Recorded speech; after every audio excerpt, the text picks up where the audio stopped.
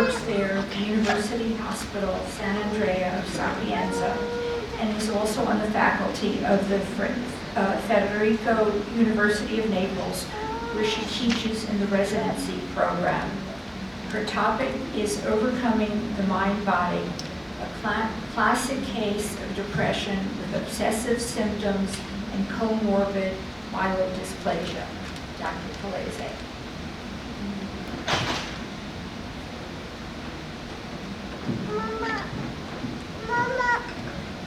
Thank you, Dr. Falkin. Thank you to the Academy for letting me speak in today.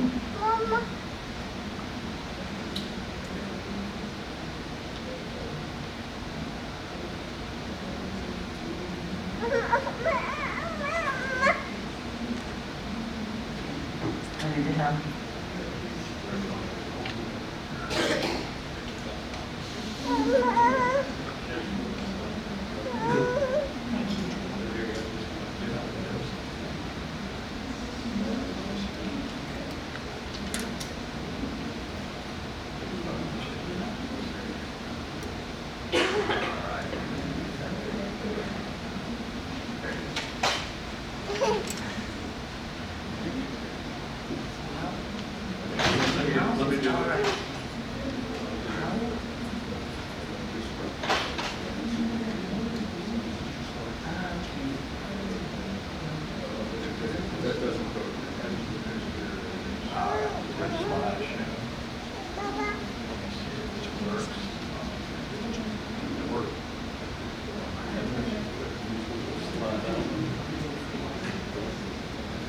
Thank you very much. Saved from two wonderful men. Okay, let's start. Among all patients who seek medical attention presenting with physical symptoms, up to a third remain unexplained. It has been estimated that 45% of all general practice consultations are medically unexplained physical symptoms. An efficacy of psychodynamic psychotherapy and of cognitive behavioral therapy has been shown in cases of medically unexplained physical symptoms. Moreover, psychodynamic psychotherapy has been shown to be specifically efficient in somatic disorders. Comorbidity of physiological issues with physical symptoms can be connected to a primary mental disorder, which can be somatized, or to a primary organic pathology, which can determine a negative psychological reaction, for example, in oncology.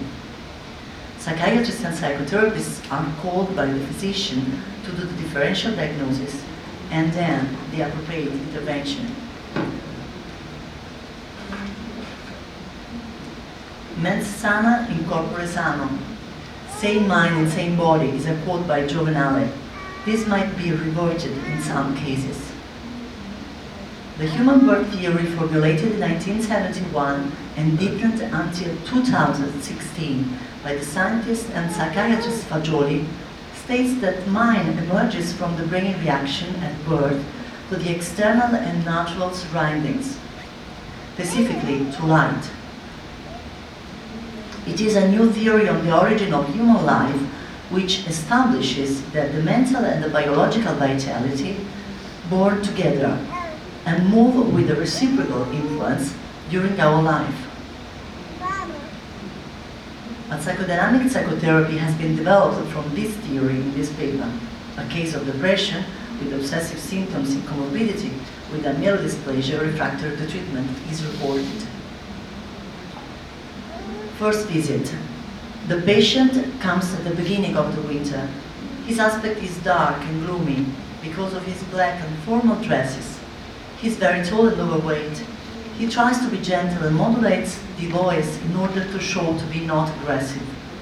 He's under interferon because he suffers from an idiopathic myelodysplasya, which is resistant to treatment.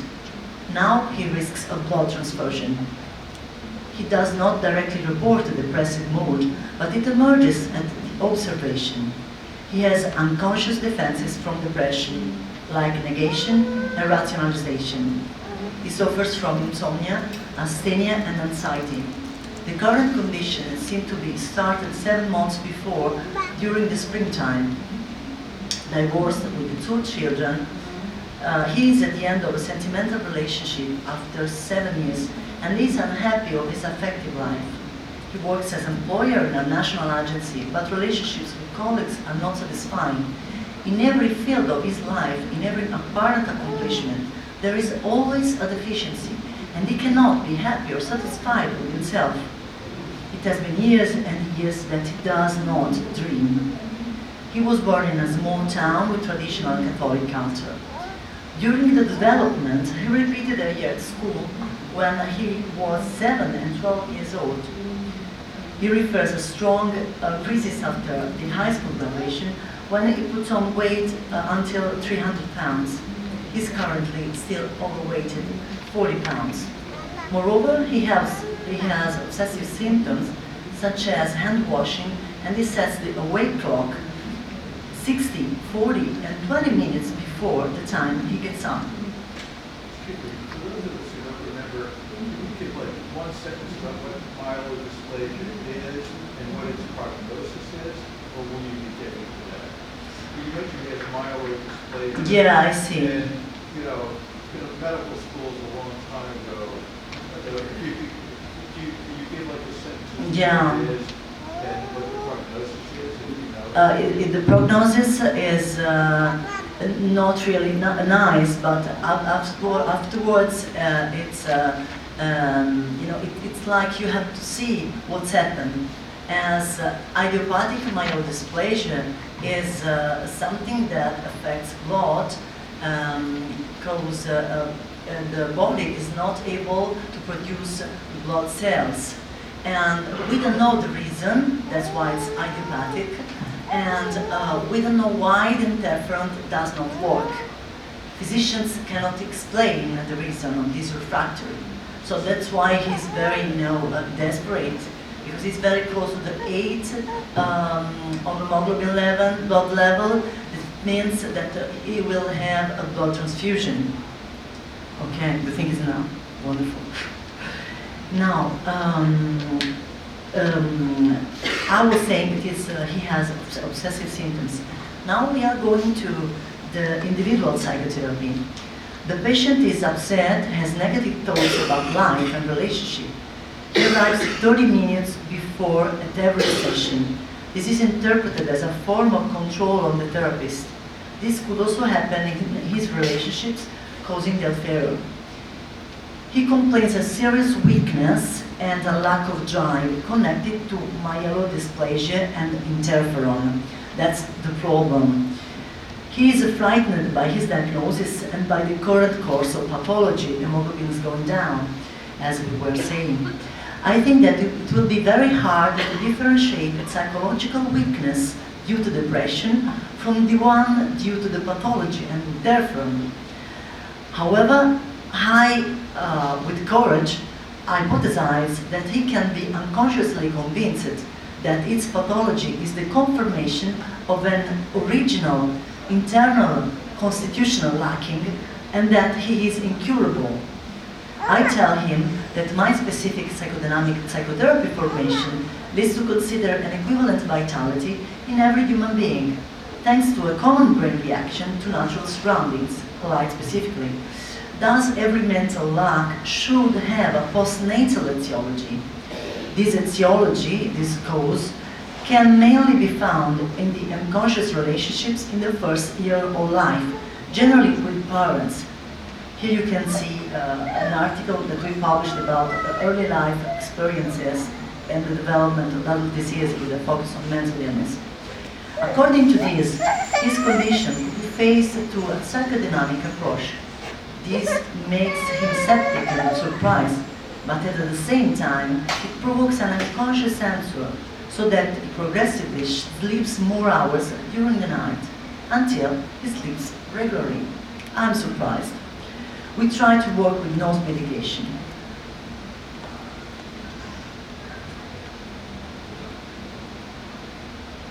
That's the cause of our reasonment. After the first month, the patient notes that the level of blood hemoglobin was higher at one point, and he immediately attributed it to psychotherapy, but he has not confirmation by me. When I have seen this patient, I have thought that he was very rigid and close to change, so psychotherapy would have been very difficult and challenging for him and for the therapist too, I have to say. However, he comes every week and he participates in the session and seems to react to interpretations. 2 weeks later, he goes to visit his girlfriend at hospital because she broke her leg. But he has no fear, even if the hospital environment can light up the idea to be admitted for his illness. And I'm encouraged by this thing. Unexpectedly, he refers to sleep well and to dream. So I proposed to him to start the group psychotherapy. The consideration that his depression is connected to a postnatal lack of vitality seems to start working. Furthermore, the understanding his tendency to control people seems to have determined a trust on the therapy and a measured disposition to receive the interpretations. He starts to report dreams after the New Year's Eve holiday, 2 weeks before the group. This is the first dream.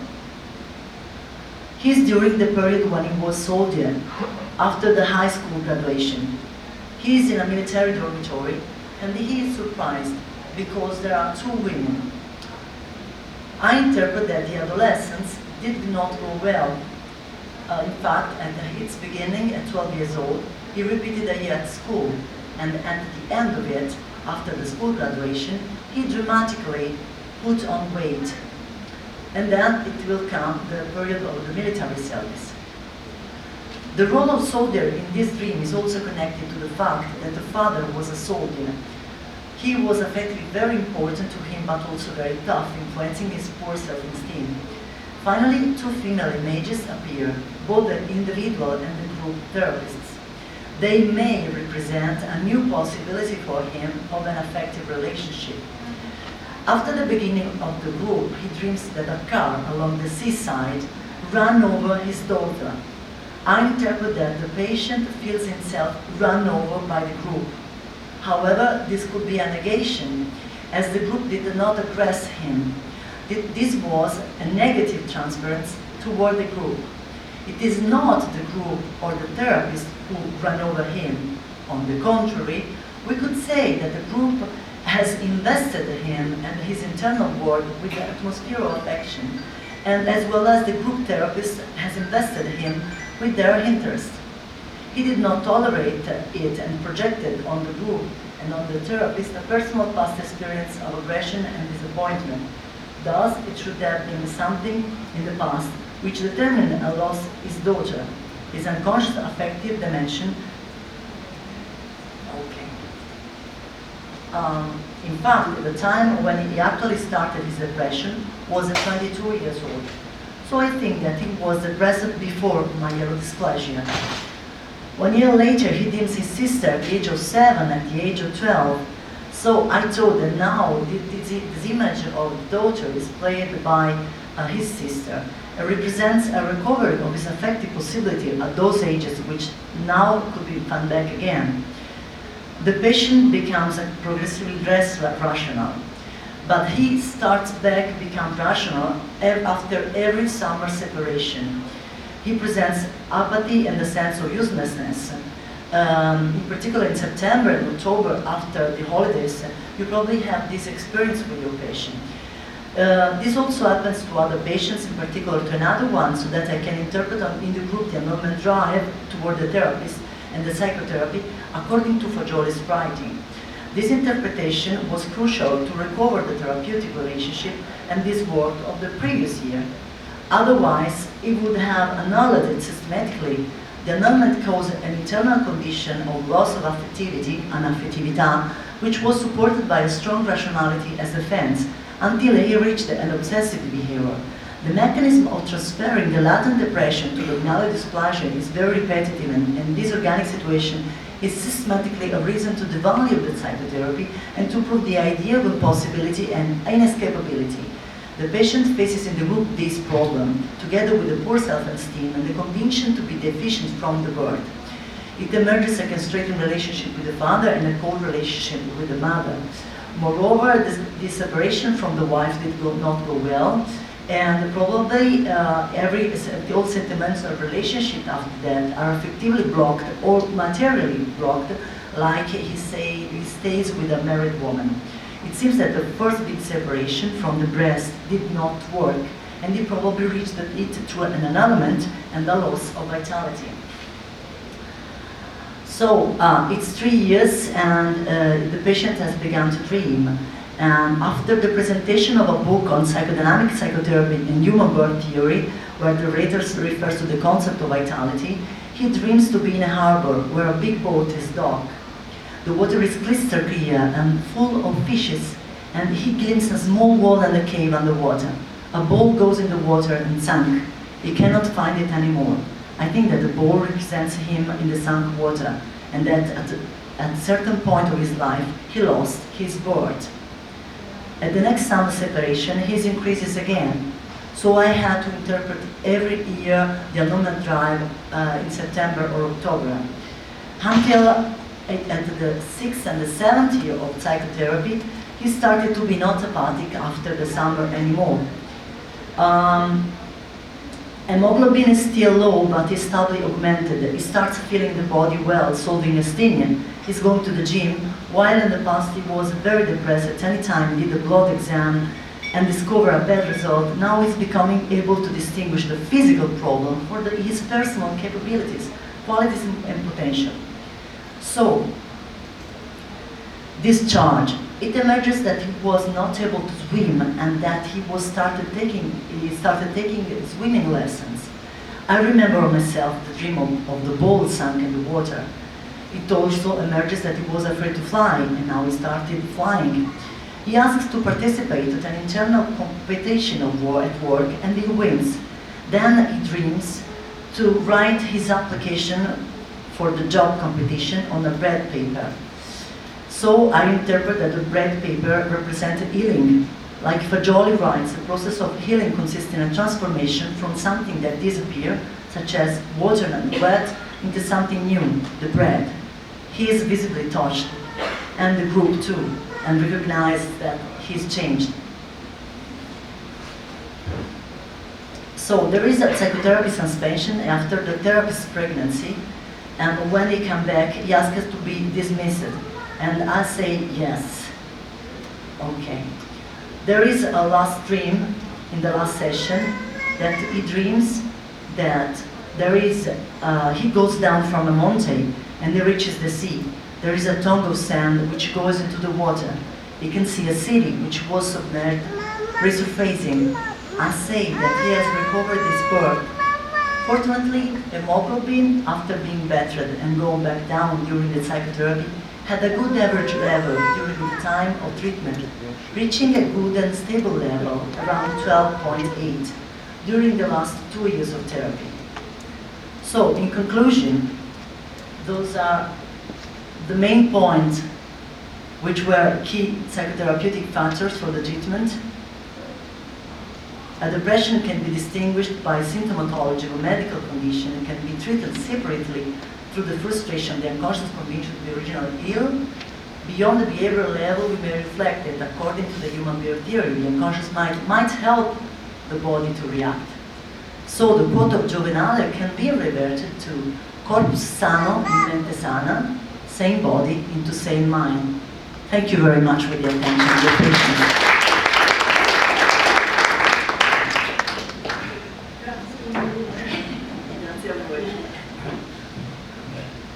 Our discussant is Dr. Richard Brockman, clinical professor of psychiatry at Columbia College of Physicians and